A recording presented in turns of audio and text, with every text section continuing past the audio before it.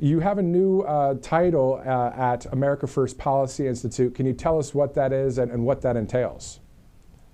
Absolutely. It is the brand new America First Foreign Policy Initiative, and it is about creating a coalition around the world of nations who are not going to kowtow to the globalist agenda, but will do the right thing by their citizens, secure their borders, make sure that there's human flourishing within their country, that they're not signing on to the net zero agenda that is anti-human, and also that they're going to have affordable energy, that they're going to support the family. And I was just in Hungary recently talking at CPAC in Hungary, and what they talked about is God, nation, and family, and how the order is natural and it's important.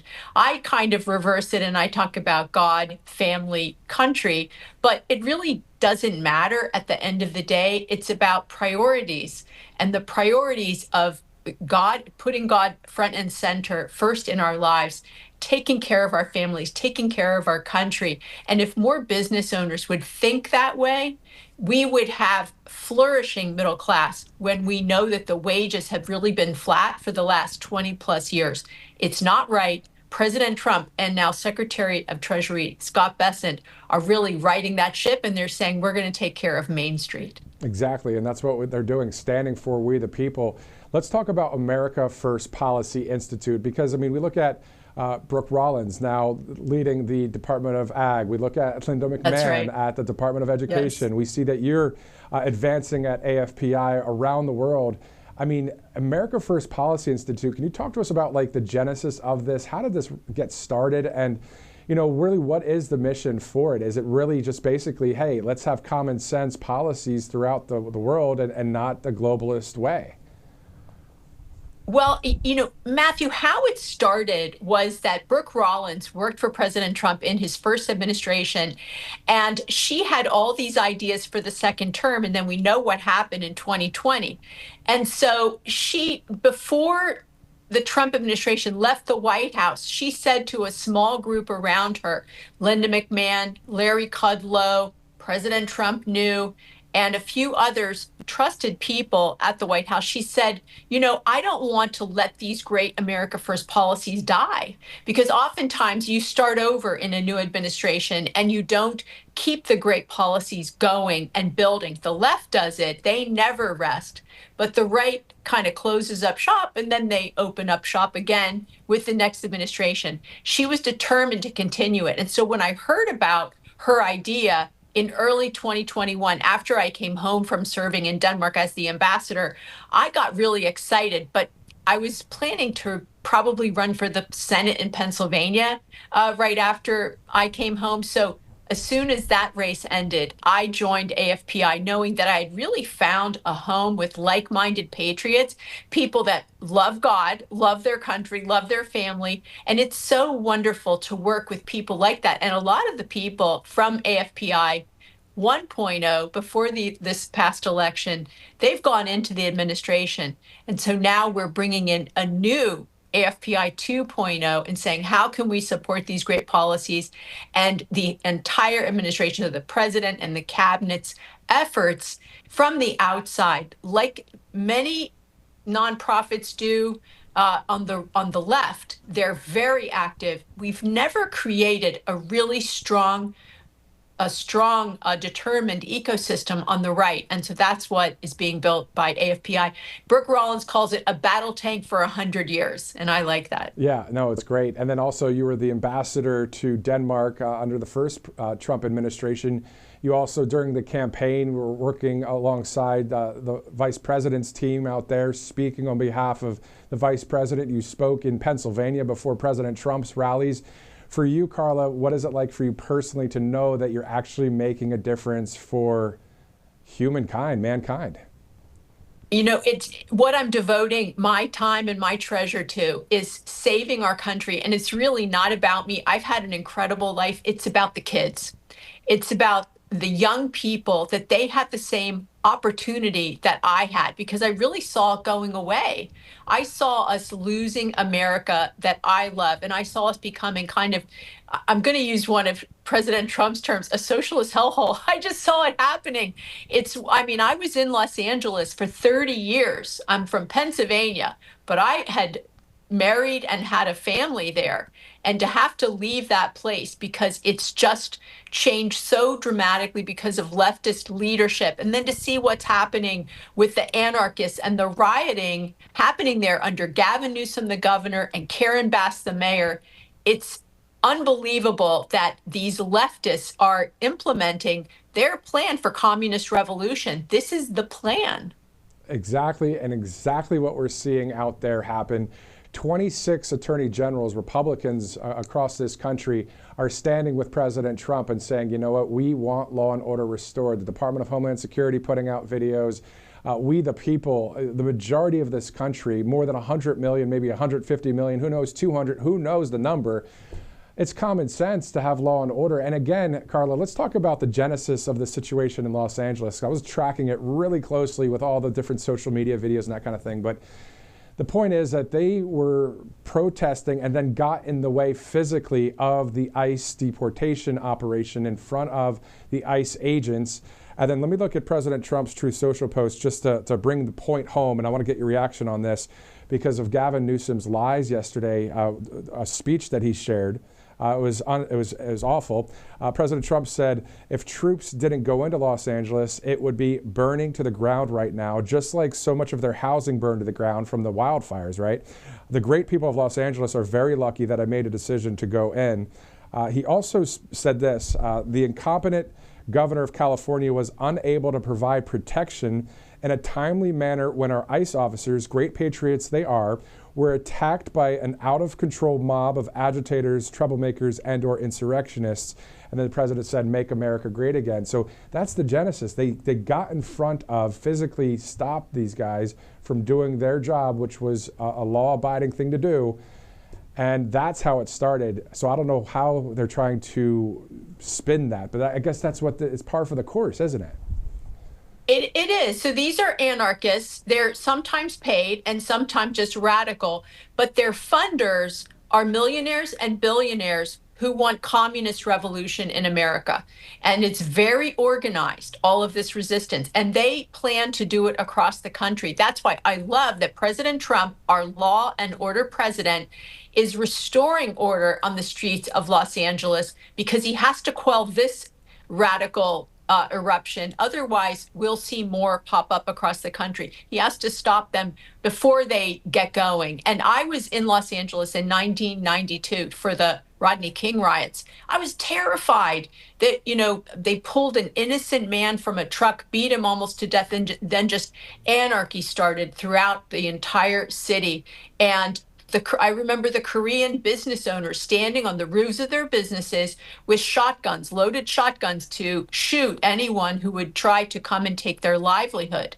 And how Los Angeles has changed from property owners being able to defend their property to now with the radical laws that Gavin Newsom has implemented statewide, and then Karen Bass, who is a communist, in other names. The fact that they have implemented their leftist agenda, making it impossible, literally contravening United States law when it is the federal law, the right to implement the immigration laws and to enforce them. It's not the states' rights. There are many issues that are states' rights issues.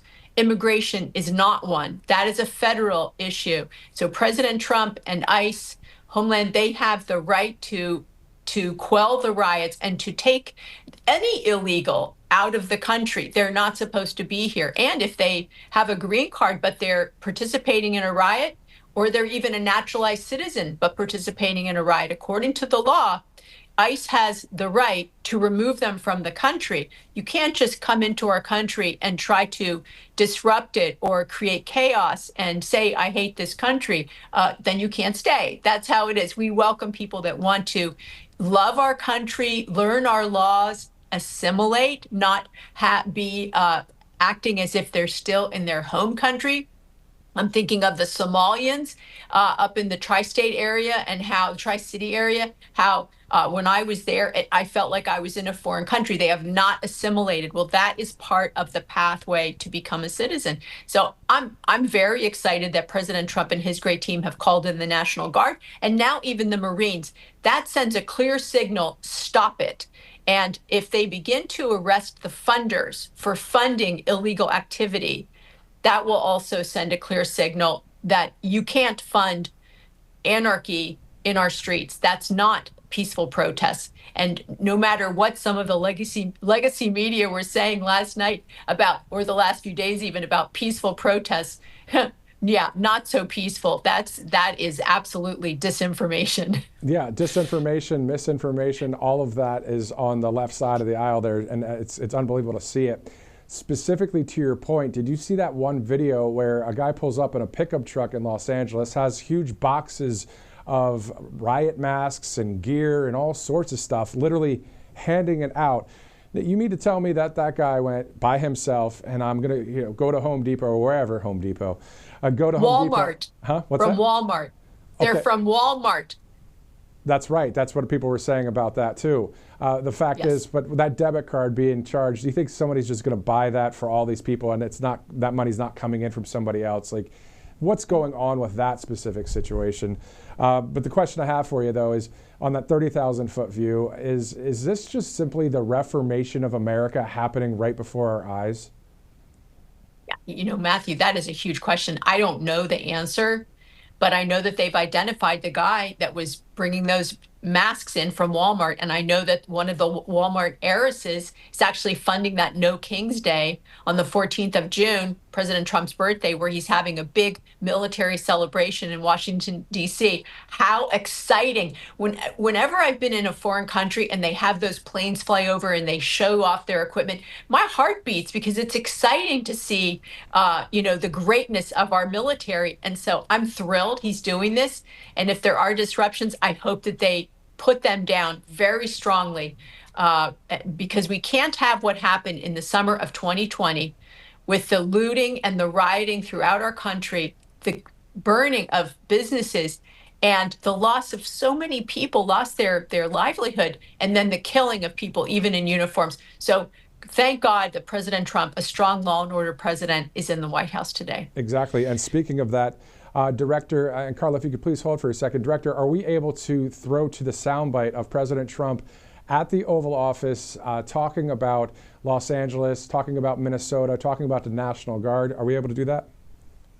All right, let's go to that video from the president just yesterday talking about, hey, you know what? This is the reason why I did this. You have to remember, I've been here before, and I went right by every rule, and I waited for governors to say, send in the National Guard. They wouldn't do it. They wouldn't do it, and they just wouldn't do it. It kept going on and on, got worse and worse. And in Minneapolis, that city was burning down 7 days, and I said, I don't care. The governor, who's a governor that just happened to be running for vice president, a total, you talk about an incompetent governor, he's an incompetent person. That he was picked, well, I was actually very happy he was picked for other reasons. But this guy wouldn't call the National Guard. And we ultimately just sent in the National Guard. We stopped it. But that was after 7 days. And I said to myself, if that stuff happens again, we've got to make faster decisions because they don't want to do it. The radical left, it's usually radical left, and it's usually governors that are Democrat, and they don't want to call them in. They don't want to save lives. They don't want to save property. They don't want to call them in. I don't know what it is. We sent them in, not early, we sent them in late as far as I'm concerned. But big problems, as you know, 3 nights ago, big problems were ensuing. If we didn't send in the National Guard quickly, right now, Los Angeles would be burning to the... Okay, so the president from just yesterday, of course, speaking about the reasons why he sent the National Guard. Let's shift gears. Let's pivot over to the big, beautiful bill. We see so many great things in it. Also, within that framework, the president understands, and so does the whole staff there, that balancing the budget is important. Just same thing. It's just for our country's sake, to drop taxes, to increase security on the border, to finish the wall. So many reasons why the Senate should pass it. It's so true. They have to pass the big, beautiful bill. And now we have a Senate that's more conservative than the House. So it could be that they want to spend a little less money than the House. That's always welcome. But our country, we know that our country is spending too much money, that the spending levels have ratcheted up so shockingly high since COVID. Before COVID 2019, the spending wasn't that out of control and we were on a good path. Now we're on a path that's unsustainable. We have to deal with it. There's rescissions and things like that that the House is dealing with now to claw some of that money back that was spent during President Biden's term. But the big, beautiful bill has to pass. And why? Because we have to secure our border. The funding is in there because we have to get a tax cut for all Americans. And the middle class is going to really benefit from that. Otherwise, they will have the highest tax increase in the history of our country. This president and this House will not let that happen. So please, Senate, pass the big, beautiful bill. Make the changes you need to make. House, please work with the Senate. I know that those expensive states like California and New York want those carve outs for those, high earners because of the state taxes are so high. That's a terrible thing, but we can't solve that right now. What we have to do is pass the bill. And I hope going forward that the House will have less pork in their bills. It's really out of control. Elon Musk is right about one thing. It's outrageous how much money that the House is spending. And so I hope that as we go on, that they will do a better job. As fiscal conservators of our money, they're the people that decide where the money is spent. And I don't think that they're always putting the American people first. So let's pass the bill and let's do better going forward. Amen to that. Also, talking about money in the bill, no tax on tips, no tax on overtime. Anybody making $30,000 to $80,000 a year, it's a 13% drop in the taxes. So that's going to be nice to see that. And then also on top of it, Carla, is the aviation overhaul, the whole system, being overhauled. And how about the Golden Dome for America? There's just a lot of really big things for our country within the bill. Yes, it's so exciting that we're going to have something like Israel has, but bigger and modern. The Golden Dome, President Trump has promised to get it done during his presidency. That means they're working at warp speed, and it's going to be made in America. That means we're going to have a lot of good ships. I'm sure it's going to be highly technical. But then he also promised, Matthew, $1,000 in a savings account for every new baby born in America. And then parents can put tax-free up to $5,000 a year into an account that child can have to pay for their education, pay for a new house when they graduate, whatever that parent and child decide is prudent. But that's a really exciting thing, that children will have this nest egg instead of debt when they leave their parents' home. So I'm excited about that too. So many good things in this bill. I love that he's going to make flying great again. Newark Airport will hopefully not have to shut down over and over because of old, out-of-date equipment. And just talking about that, like having worked in government in President Trump's first term, the computers, the programs were all so old and janky, you wouldn't have this stuff in your home. And so why would we have it in our government where we should have the best and the greatest so that the people working there can be highly productive? And so I'm excited too that we have these very sophisticated tech folks that are helping to renew and rejuvenate the 40 and 50-year-old programs and the old clunky computers that we're working with. Exactly. The Secretary of Transportation, Sean Duffy, doing a great job understanding what needs to be done, things that were passed on from the Biden administration, things that were starting to wear and tear, and they didn't do anything about it. Now then we're left with the problem, but he's working on it, President Trump aware of it, and that again is part of the big, beautiful bill. Carla Sands, America First Policy Institute, thank you so much for spending the time with us here on Right Side. Thanks a lot, Matthew. Thanks for having me. Definitely.